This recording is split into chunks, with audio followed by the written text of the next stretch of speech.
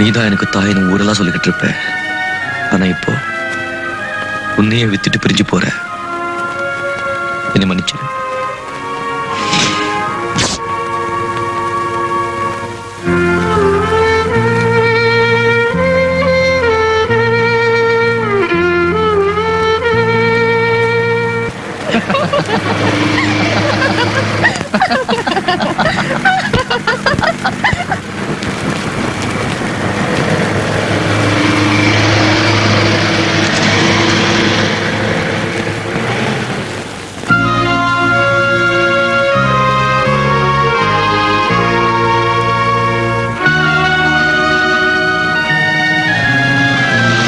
வண்டி நிறுத்து.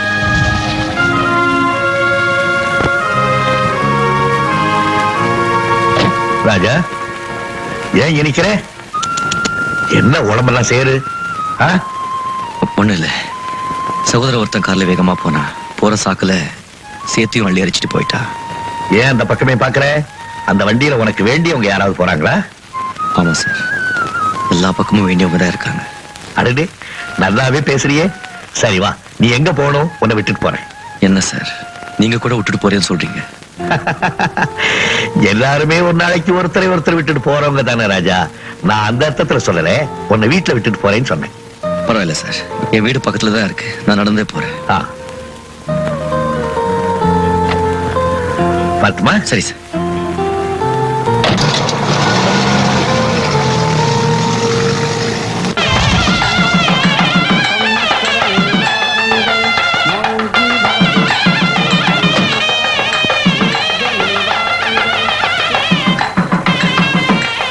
ராஜா, இந்த கல்யாணத்துக்கு நான் வருவனோ மாட்டணும்னு நினைச்சிருப்பேன்ல, தானு டயத்துக்கு வந்துட்டேன் பாத்தியா.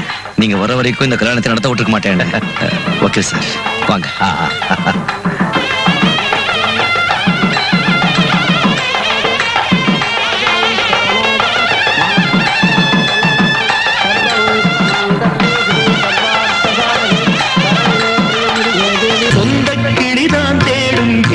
பறவை கண்டும் அதை சொல்லாது அந்த பறவை.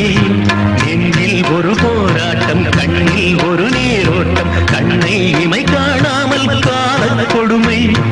வானத்தை மூடவும் போர்வை இல்லை, பாசத்தை மூடவும் மூடி இல்லை. வார்த்தைக்கு வாயில்லை, பூமைக்கு நான் பிள்ளை, சாமிக்கும் நீதி இல்லை. ஒரு கூட்டு கிளியாக, ஒரு தோப்பு குயிலாக பாடு பண்பாடு.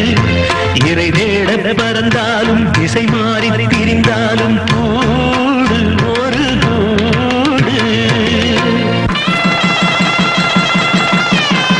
மாங்கல்யம் தந்துநானேன மம ஜீவன ஹேதுனாம் கண்டே பத்ராம் சுபஜே துஞ்சீர கரதாம் சதம் சதமானம் பவதி சதாஜ புருஷ சதேந்திரிய ஆயுட்சேவேந்திரியே பிரதிதிஷ்டதி.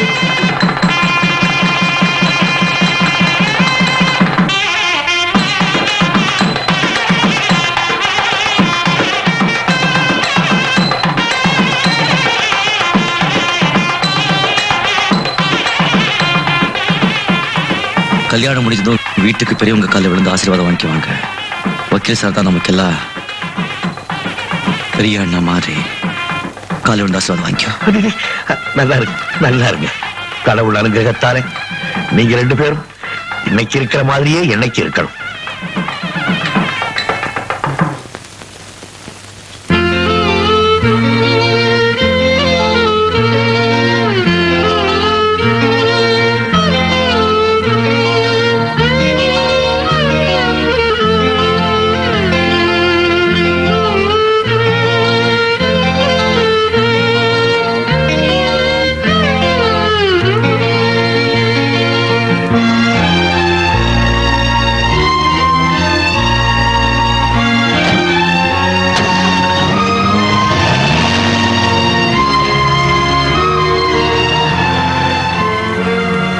என்ன என்ன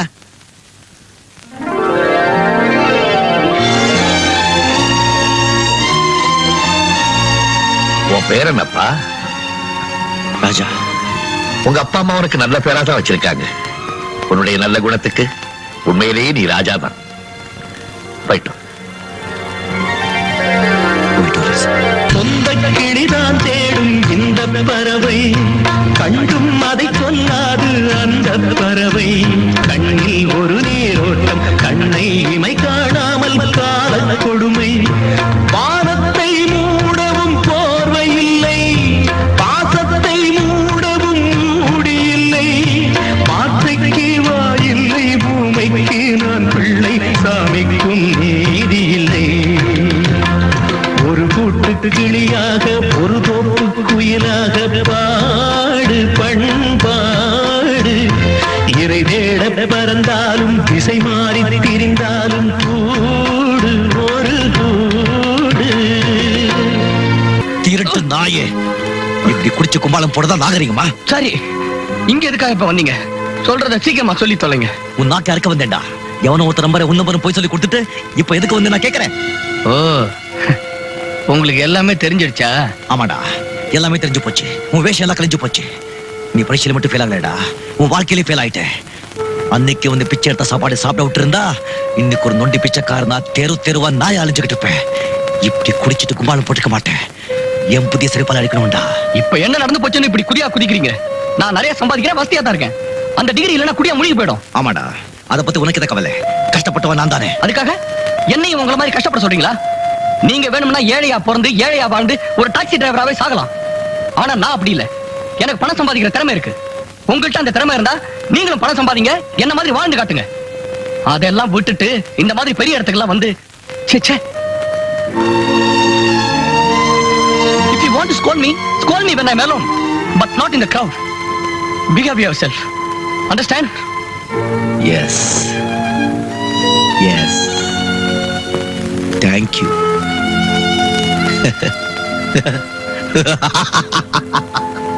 சிஐடி ஆபீசர்ஸ் எல்லாம் ரொம்ப கஷ்டப்பட்டு இவர் தம்பி படிச்ச காலேஜ், இவங்க வாழ்ந்துகிட்டு இருந்த இடம், இவங்க சொந்த ஊர், இப்படிப்பட்ட இடங்கள்ல இருந்து சேகரிச்ச தகவல் படி இவருடைய முழு பெயர் ராஜா இல்லை, Rajendran.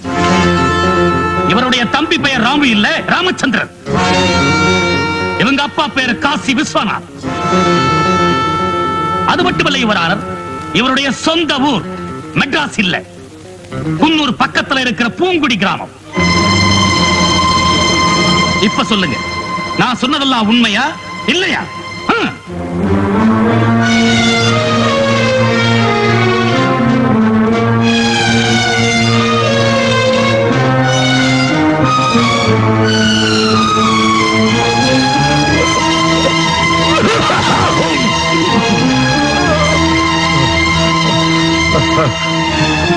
I adjourn the court.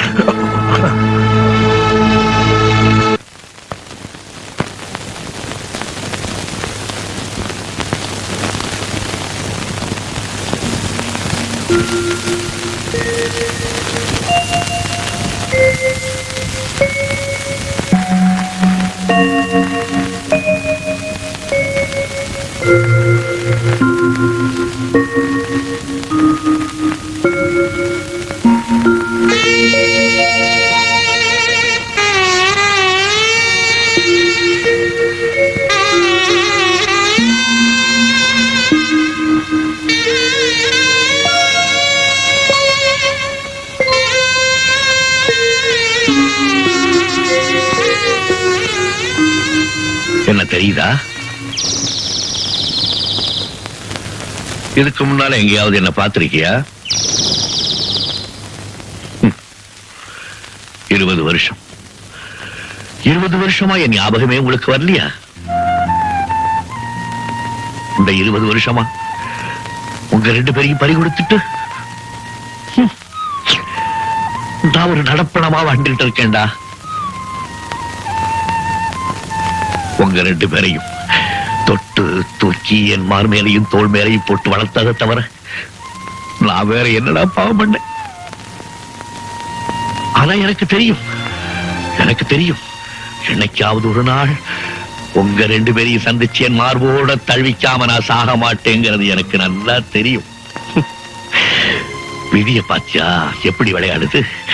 அண்ணன் நீதிபதி, ஒரு தம்பி குற்றவாளி, இன்னொரு தம்பி சாட்சி.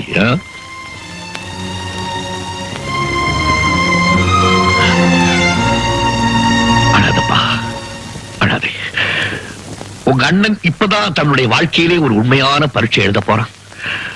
அந்த பரீட்சை அவனுக்கு மட்டுமல்ல, அவனை படைச்ச ஆண்டவனுக்கு சேர்த்துதான். அந்த ஆண்டவன் உண்மையானவனா இருந்தா உங்க அண்ணன் நிச்சயமா அவனை தூக்கு கை திறந்து காப்பாத்திடுவான்.